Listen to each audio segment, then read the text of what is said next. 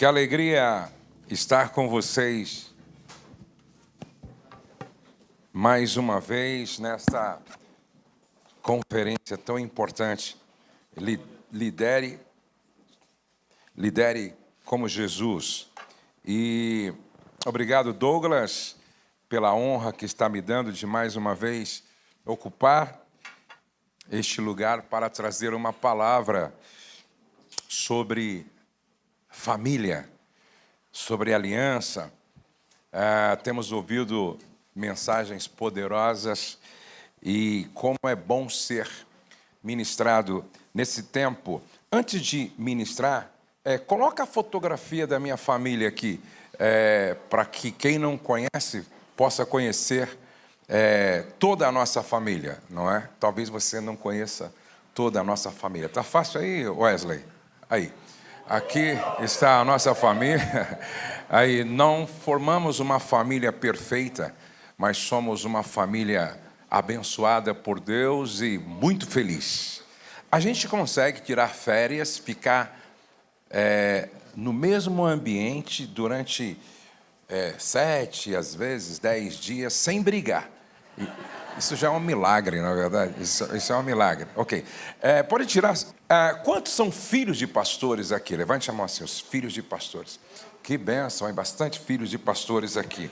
Isso é muito bom. Família e os desafios do nosso tempo. Tá? Hoje pela manhã, eu estava dando assim... eu considero algumas chaves para os casais que estão lá no SOS. Deixa eu pedir para você marcar aí 3 chaves que eu acho que é interessante, principalmente para os jovens. Escreve aí assim, ó: constância é mais importante do que intensidade e quantidade.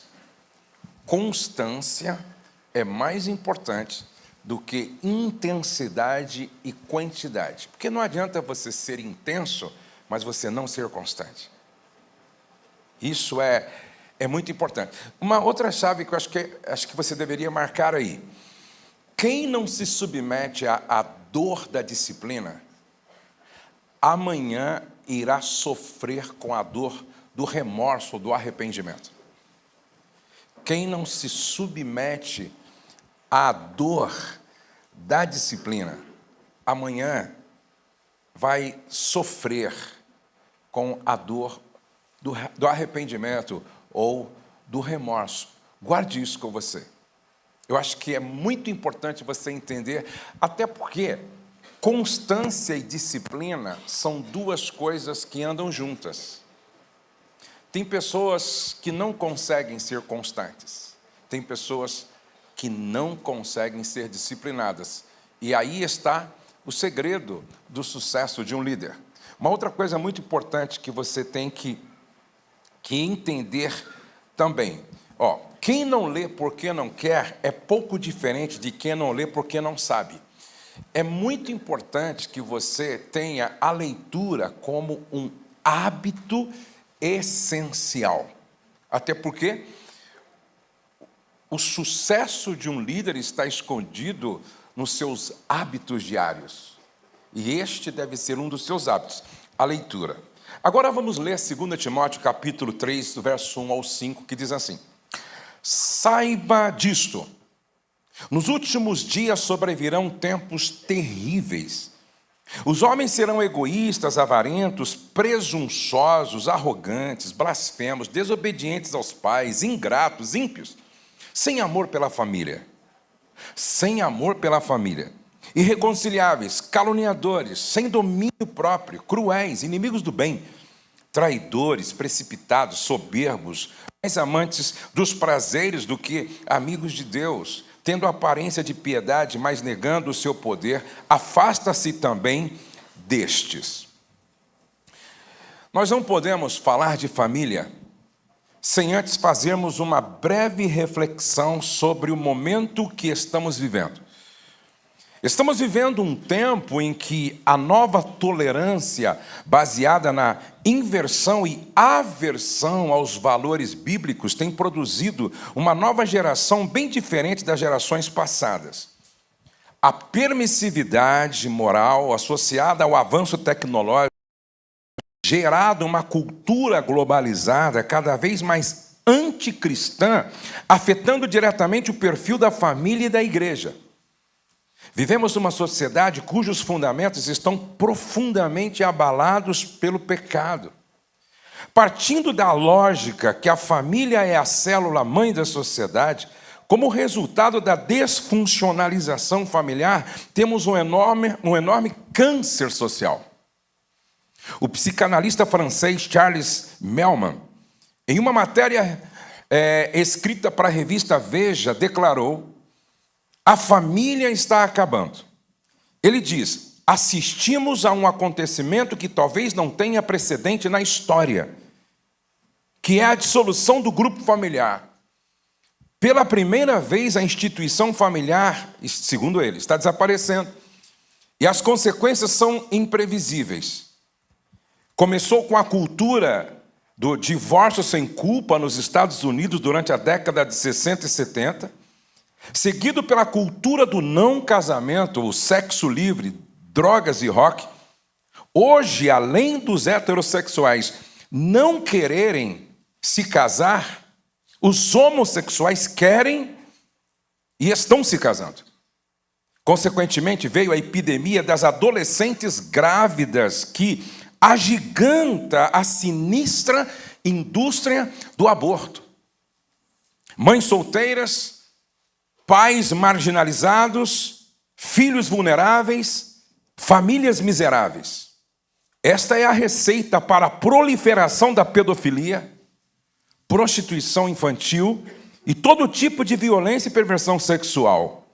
Os desdobramentos são tantos, mas o resultado mais latente é a violência, uma verdadeira guerra urbana, criminosos que se multiplicam, deixando populações em pânico e governos atônitos. Sabemos que toda esta patologia social, fundamentada na violência e criminalidade, é apenas o efeito colateral da morte da família. As trágicas reações de uma geração que sofre de todo tipo de psicopatias. Pessoas desprotegidas, sem família e referencial, tentando sobreviver ao mundo implacavelmente ameaçador. Quando estudamos sobre a queda e destruição de grandes impérios e sociedades que marcaram a história mundial, como sociedade diluviana, Sodoma e Gomorra, impérios como babilônico, romano, inca e outros, percebe-se alguns aspectos comuns. Primeiro, a deficiência moral crônica, a perda dos vínculos familiares, a libertinagem sexual, um crescente e explícito envolvimento com rituais satânicos. Este tem sido o desafiador pano de fundo, principalmente das sociedades ocidentais. A pergunta é: como a igreja tem respondido a esta realidade diante da qual estamos vivendo e não podemos negar?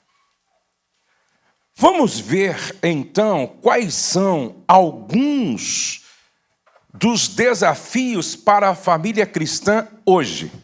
Número 1, a normalização do divórcio e a banalização do casamento. Número 2, a mulher no mercado de trabalho e a terceirização do processo de educação dos filhos. Número 3, a crise de autoridade no lar, ou seja, a inversão dos papéis e o enfraquecimento da liderança do homem em casa.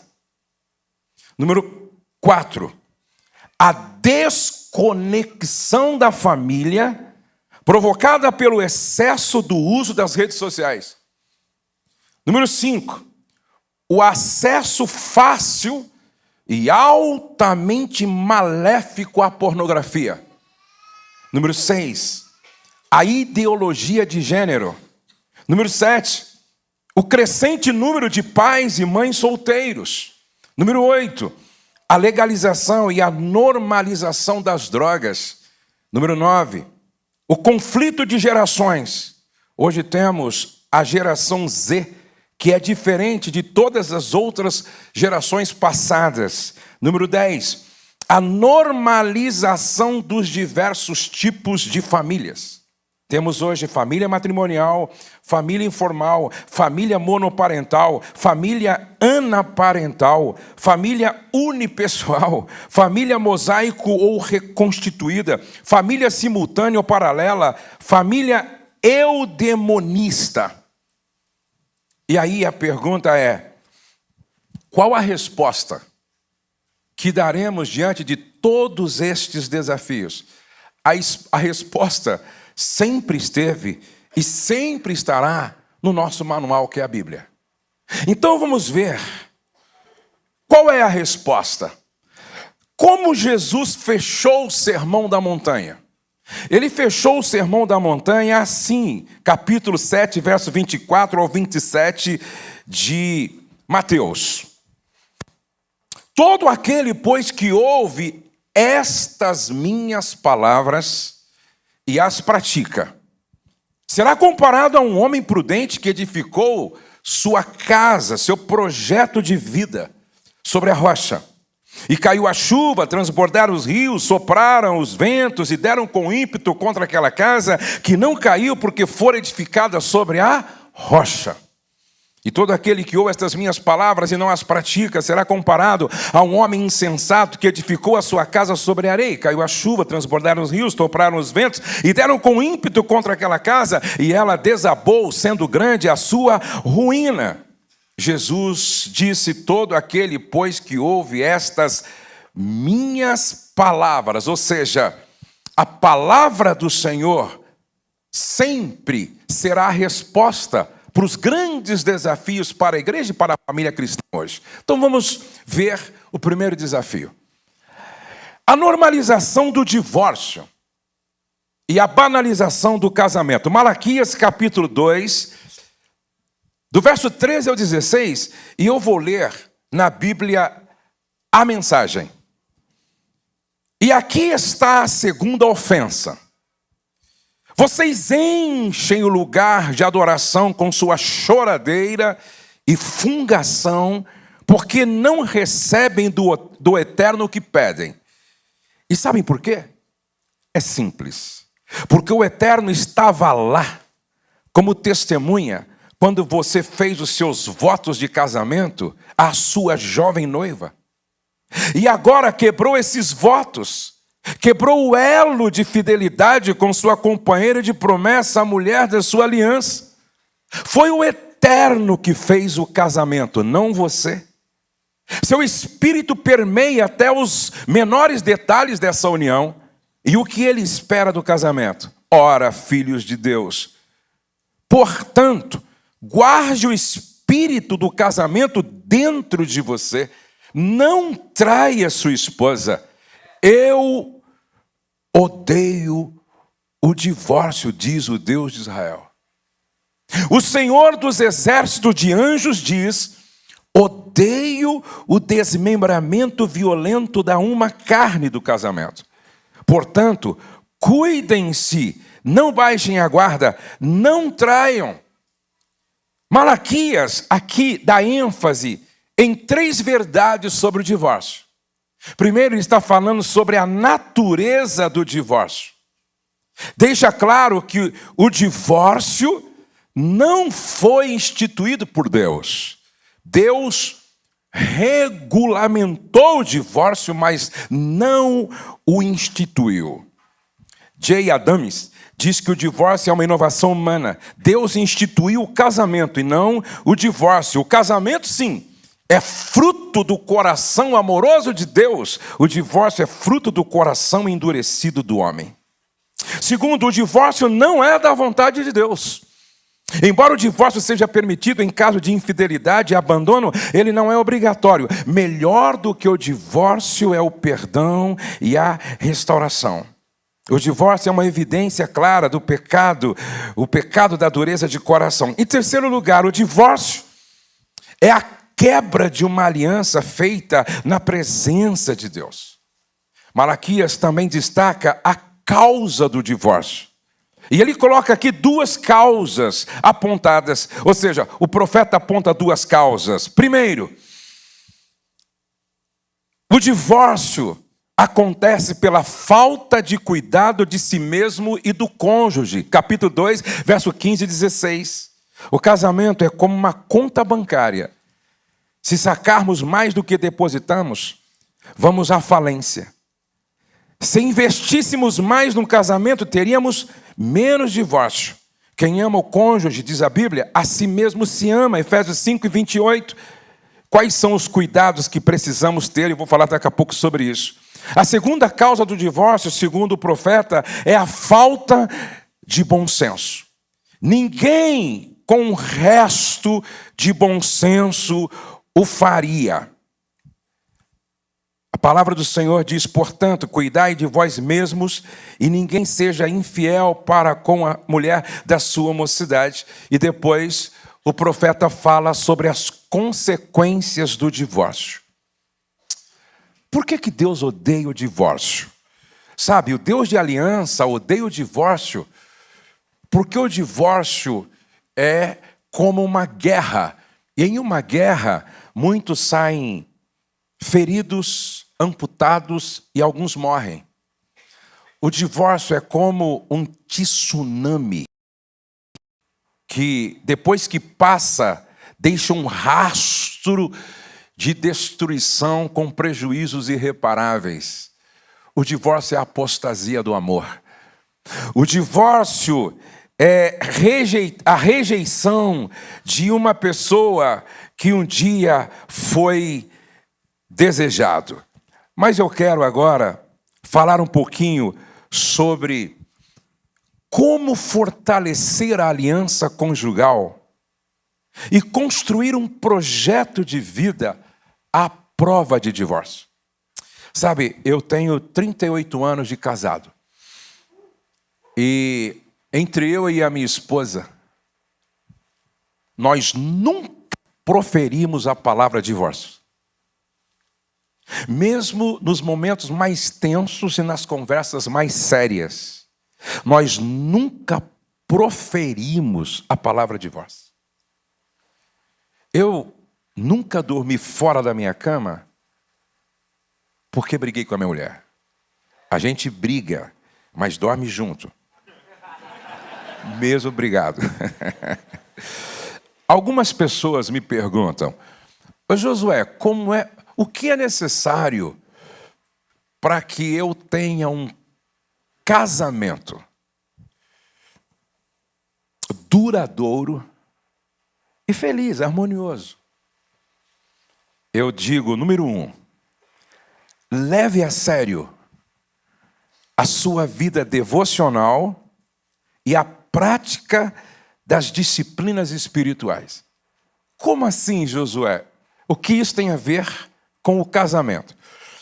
O apóstolo Paulo dedica 2 capítulos de Efésios para falar dos deveres do homem, dos deveres da mulher como esposa, dos deveres dos filhos, dos deveres dos pais e dos deveres dos senhores, dos patrões. Só que antes que ele comece falando sobre os deveres do marido, da esposa, dos filhos, dos pais, ele diz no verso 18 do capítulo 5, enchei-vos do Espírito Santo. E no original grego não há essa separação que nós temos na nossa Bíblia. Paulo está falando de um assunto só, ele simplesmente está dando continuidade.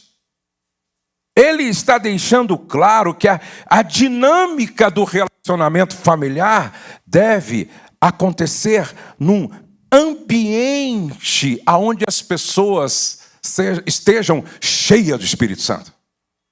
Então, antes de se submeter à esposa, ou antes de se submeter ao marido, é necessário que a mulher esteja se submetendo ao controle do Espírito Santo. Antes que o marido ame de forma sacrificial, é necessário que ele também se submeta ao Espírito Santo. Antes que os filhos se submetam aos pais, que estejam cheios do Espírito Santo.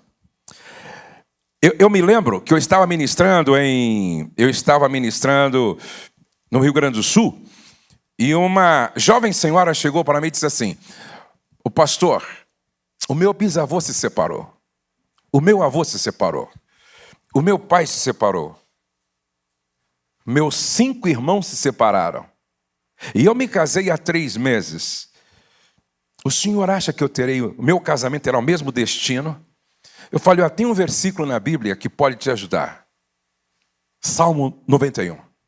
Aquele que habita no esconderijo do Altíssimo. E depois você vai ler assim: praga nenhuma chegará na sua tenda. Agora, esse habitar no esconderijo pode ser viver uma vida cheia do Espírito. Agora, é impossível, eu sempre digo aos casais que passam lá pelo SOS, quanto mais longe de Deus você estiver, mais longe do seu cônjuge você, consequentemente, estará. E é nessa brecha que o diabo entra. E Paulo disse: não deis lugar ao diabo. E como eu posso viver uma vida submetida ao controle do Espírito, cheia do Espírito, praticando as disciplinas espirituais, a leitura bíblica devocional, a oração, a meditação, o jejum, a adoração, a comunhão e participação da vida da igreja, a generosidade e serviço, contemplação, arrependimento. Segundo, depois de levar a sério sua vida devocional e a prática das disciplinas espirituais, eu diria: leve a sério os votos que foram feitos no dia do casamento. Prometo. Malaquias 2:14. Porque o Eterno estava lá, como testemunha, quando você fez seus votos de casamento à sua jovem noiva. E agora quebrou esses votos, quebrou o elo de fidelidade com sua companheira de promessa, a mulher da sua aliança. Mas afinal, para que serve os votos que se faz? E hoje está na moda, a menina escreve 5 páginas e vota assim maravilhosamente. O rapaz escreve 1 página e vota.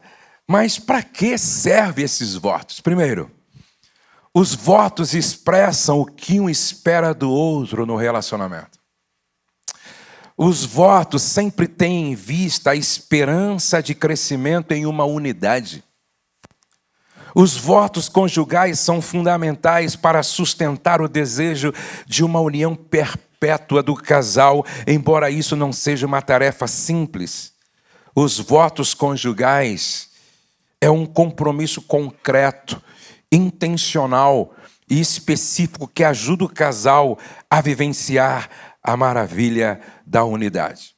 Terceiro lugar, se você quer ensinar os liderados, os quais você aconselha, para que tenham um casamento à prova do tempo das adversidades do divórcio, ensine a eles a levar a sério o princípio da honra. Romanos 12:10. Dediquem-se uns aos outros com amor fraternal. Prefiram dar honra aos outros mais do que a si próprios. Honrar na Bíblia refere-se a reconhecer o valor, a autoridade e a dignidade das pessoas. O apóstolo Pedro, escrevendo para os maridos, disse assim: do mesmo modo, vocês, maridos, sejam sábios no convívio com suas mulheres, tratem-nas com honra.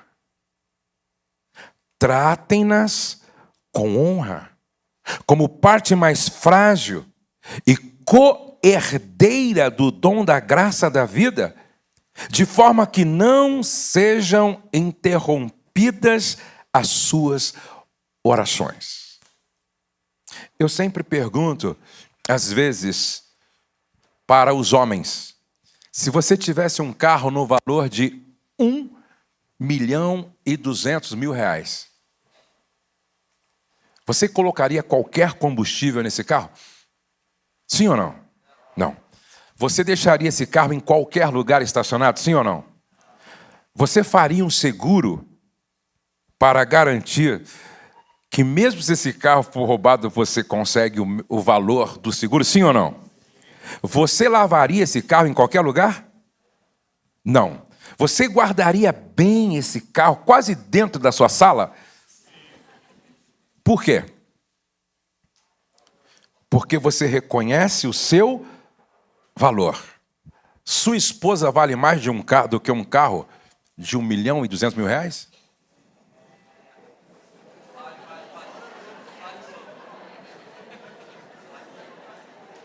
Quantos acham que vale? Levante a mão e diga amém.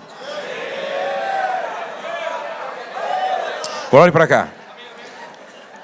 A maneira como você trata a sua esposa revela o valor que ela tem para você.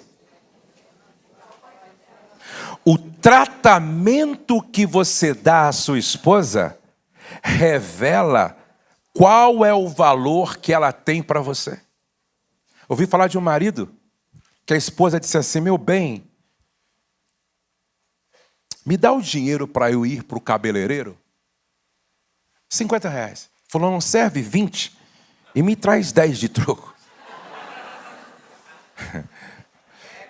Presta atenção. A maneira como você trata a sua esposa revela o valor que ela tem para você. Eu sempre digo que cada marido tem a esposa que ele mesmo está construindo. E vice-versa. Honra é reconhecer o valor do outro. Honrar os pais. Porque a Bíblia diz em Efésios 6:2, honra teu pai e tua mãe. Sabe, a Bíblia diz assim, por isso deixa o homem, seu pai e sua mãe, e se une à sua mulher. Deixa o homem, seu pai e sua mãe. É um deixar geográfico, é um deixar financeiro, é um deixar emocional. Agora, a Bíblia diz para deixar e não abandonar. Porque romper o cordão umbilical de dependência emocional, financeira, geográfica é bíblico. Agora, abandonar é desonra. Presta atenção. Abandonar é desonra. A Bíblia não está dizendo abandonam seus pais. A Bíblia está dizendo deixa. Mas deixa de forma honrosa e grata para voltar a fim de assistir. Porque desonrar pai e mãe é altamente amaldiçoante. Honrar os pais do cônjuge. Ou seja, honrar o sogro. Honrar a sogra. Desonrar o sogro e a sogra é investir contra o próprio relacionamento conjugal. Deixa eu dizer uma coisa para você. Eu acho muito interessante que tem algumas noras que acham que fez um favor para os pais se casando com esse rapaz. E elas não conseguem entender o princípio da honra. Elas não conseguem. E alguns rapazes também. Eu sempre tenho dito o seguinte, quando a Valéria, esposa do Douglas, chegou na família, ela pegou o Douglas pronto. Eu já tinha investido muito nele.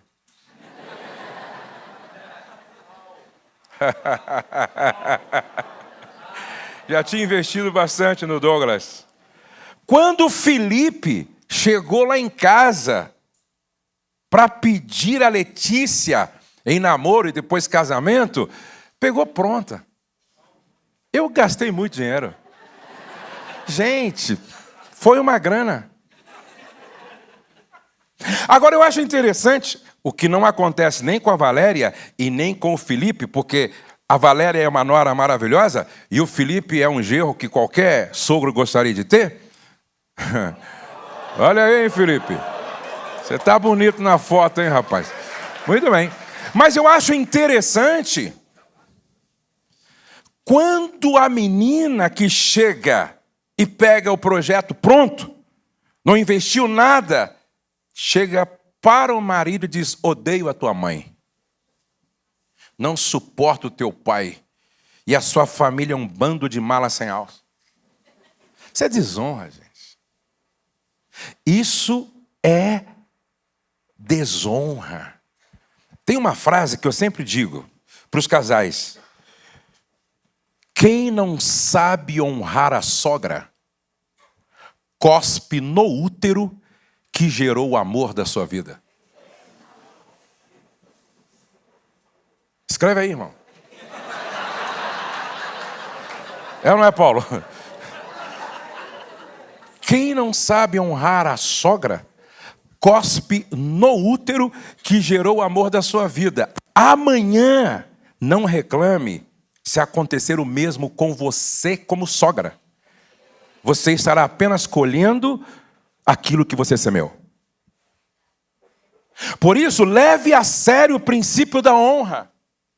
Se você pergunta, Josué, nesses 38 anos de casado, qual é um dos segredos do seu casamento duradouro e feliz? Eu vou dizer, desde o início, eu e a minha esposa aprendemos a honrar uma família do outro, a tratar com honra e dignidade os nossos pais.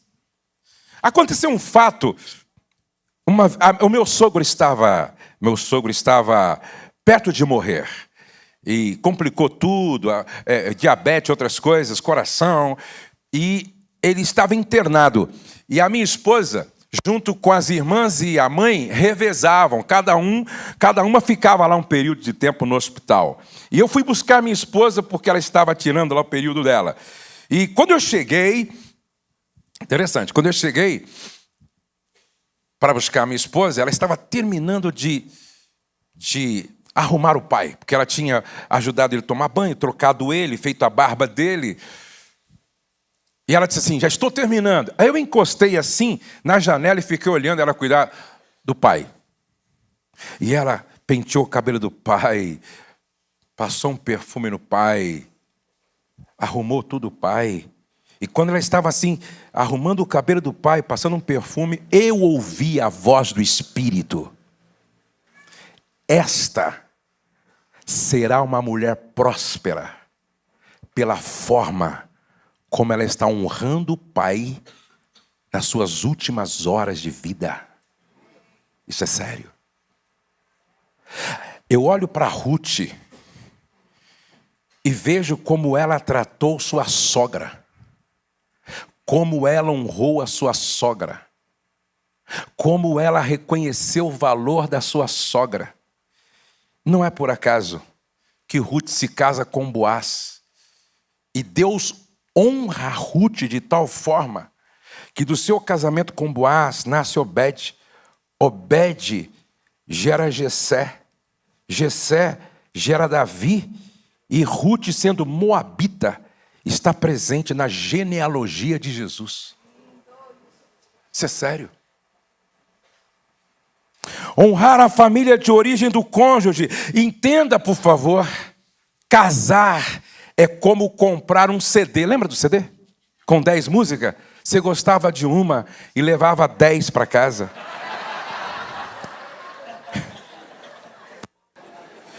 Casar é assim, não tem jeito. Leva 10 para casa. Em quarto lugar,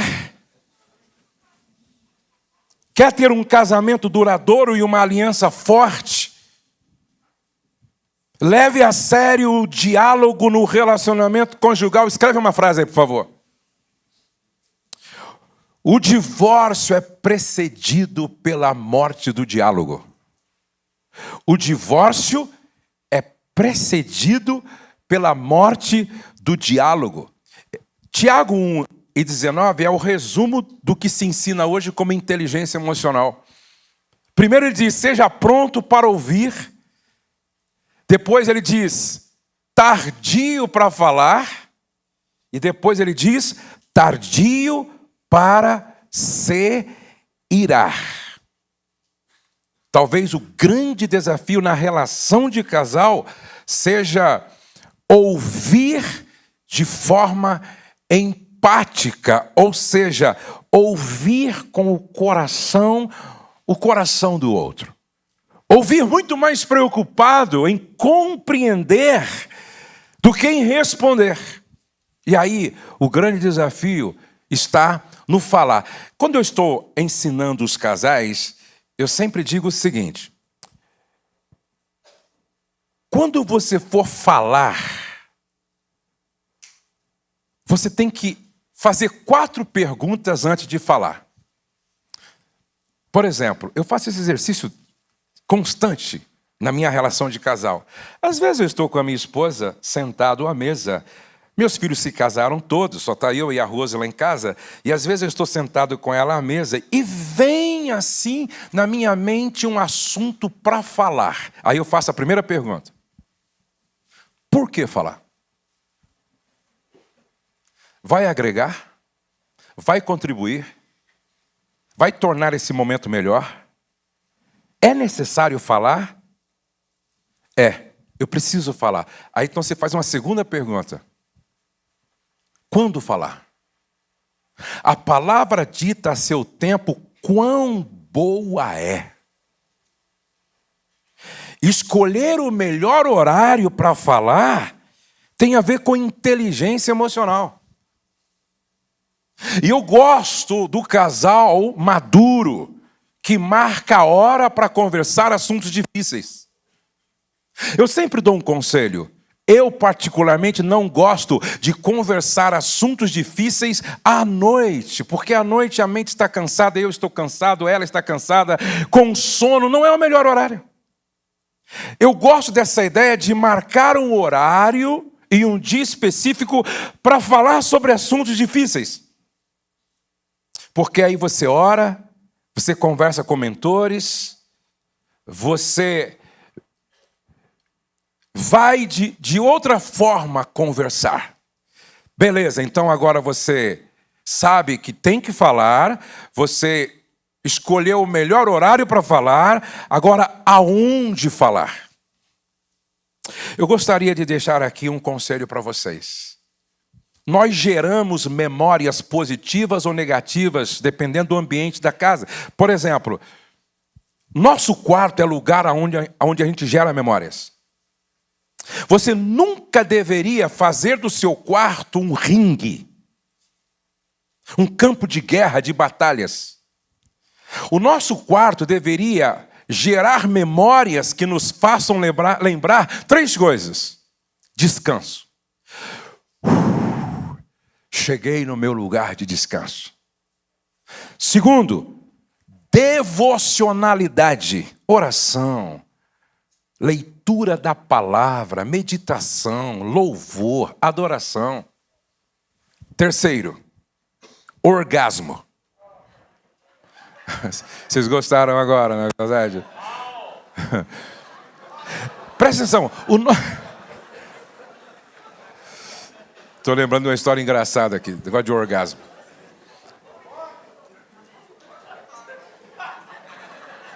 Diz que um casal foi ao médico. Tem 3 médicos que trabalham dando palestra comigo. Um casal foi ao médico.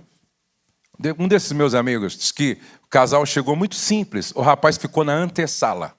E a mulher entrou. E o problema dela era de ordem sexual, disfunção sexual.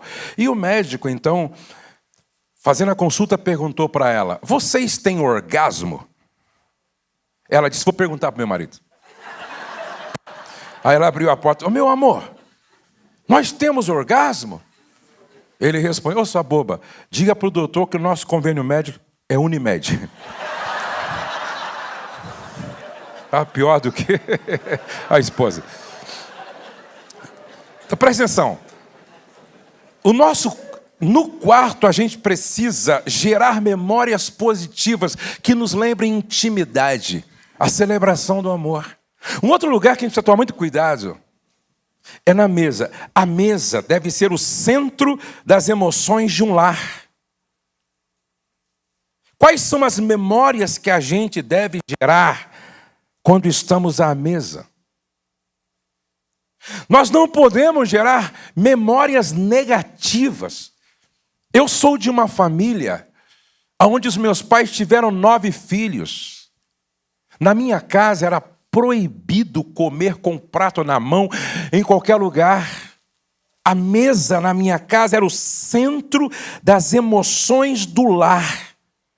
E se você me pergunta quais são as memórias que você traz da sua família de origem e da mesa, eu nunca me esqueço como meu pai orava todos os dias. Eu nunca me esqueço dos testemunhos que meu pai contava de milagres à mesa. Eu nunca vi meu pai gritar na hora do almoço, com quem quer que seja. Eu nunca ouvi meus pais falarem mal na mesa de quem quer que seja. Na minha casa, a mesa era um lugar pedagógico, lugar de discipulado, era um lugar teológico. As memórias que foram geradas na mesa, na minha família de origem, contribuiu muito para que eu fosse o que sou hoje. Então, cuidado com o lugar em que se fala. Cuidado para não, ao falar, gerar memórias negativas em lugares que você deve preservar. Por isso que é interessante você escolher o melhor lugar para conversar assuntos difíceis. Então, primeiro, por que falar? Segundo, quando falar? Terceiro, aonde falar? E quarto, como falar? Paulo diz, seguindo a verdade em amor, porque a maneira como se fala é tão importante quanto o que se fala. Vamos concluir aqui. Sexto, se você quer fortalecer a aliança para ter um coração, para ter um casamento à prova do tempo, das adversidades de divórcio, leve a sério o diálogo sexual no casamento. Então, quando eu estou aconselhando um casal, eu faço pelo menos 3 perguntas. Primeira pergunta: como vai a vida de vocês dois com Deus? Segunda pergunta: como é que vocês lidam com o dinheiro? Porque o dinheiro tem valor de linguagem. Terceiro, de 1 a 10, que nota vocês dão para a vida sexual no casamento? Olha o que a Bíblia diz. 1 Coríntios capítulo 7, verso 1 ao 5. Sempre lembre-se que eu estou lendo da Bíblia a Mensagem. Passemos agora às perguntas que vocês fazem na carta que me enviaram. Primeira, é bom ter relações sexuais? Paulo está devolvendo uma pergunta na sua carta. É bom ter relações sexuais? Sem dúvida. Mas de que maneira? Mas de maneira certa, diz ele.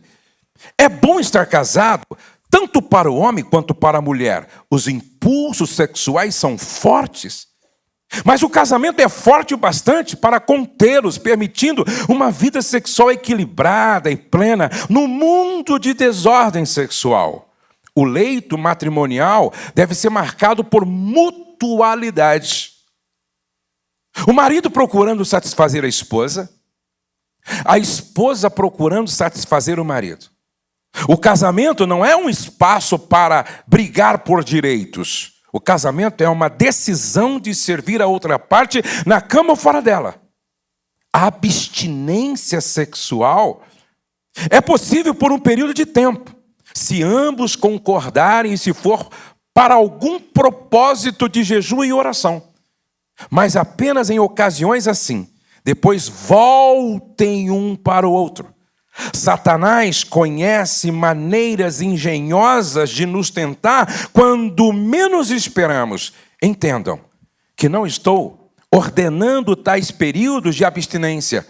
Apenas dou o melhor conselho se vocês quiserem proceder assim. Então entenda, é importante que o casal case civilmente, porque o casamento só é legal quando legalizado.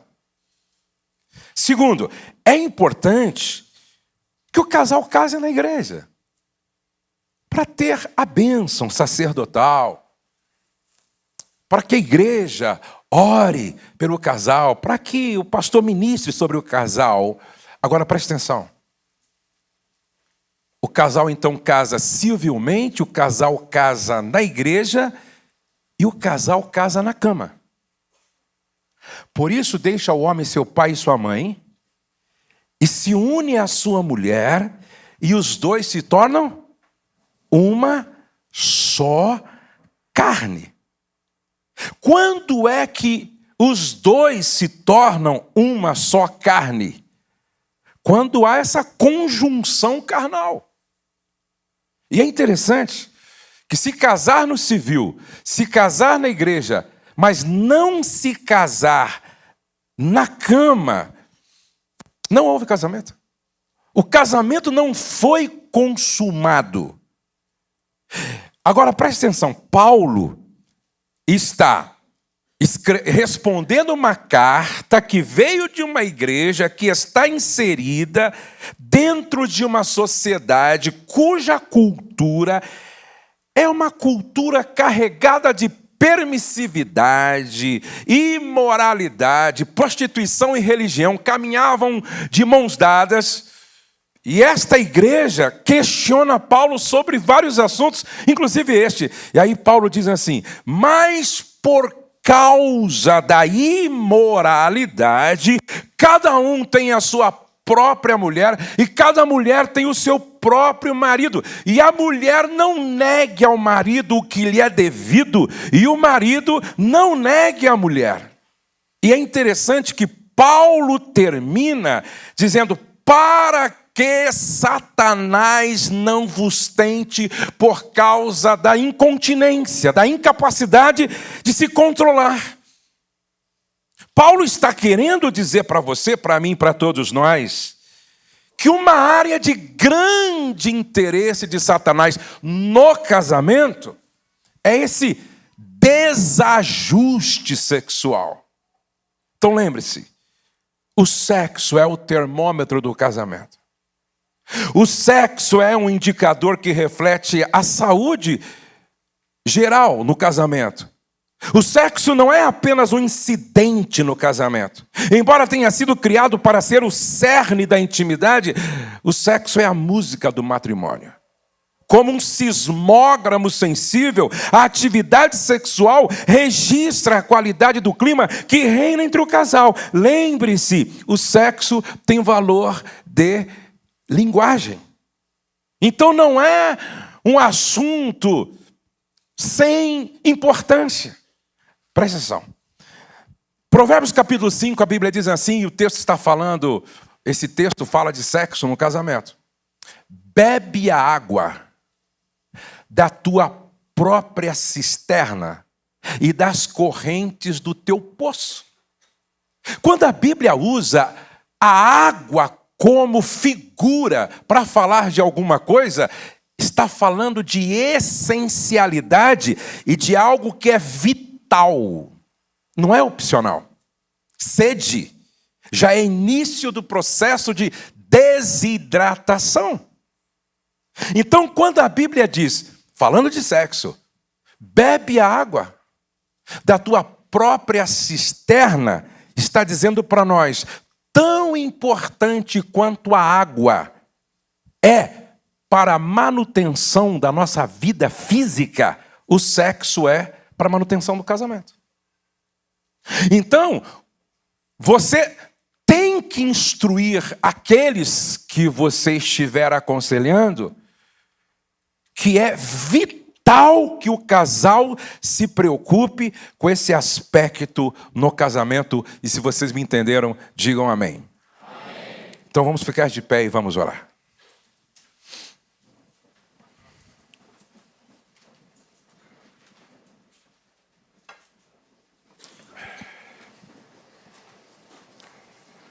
Coloque a mão no ombro do seu cônjuge, você que veio com o seu cônjuge.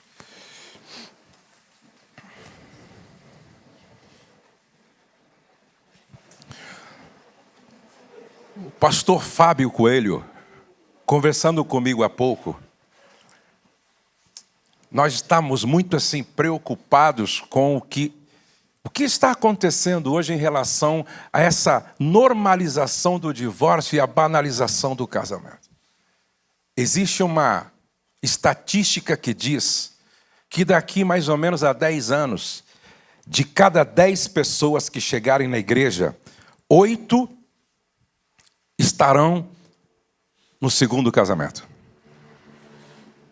E o que nos preocupa não é só o que está acontecendo lá fora, mas o que está acontecendo na igreja. E mais sério ainda, o que está acontecendo entre os pastores e líderes. Nós, pastores e líderes, não podemos aceitar a normalização do divórcio e a banalização do casamento. Não. Vocês que são jovens, levantem muros de proteção em torno do casamento e levem a sério esta aliança.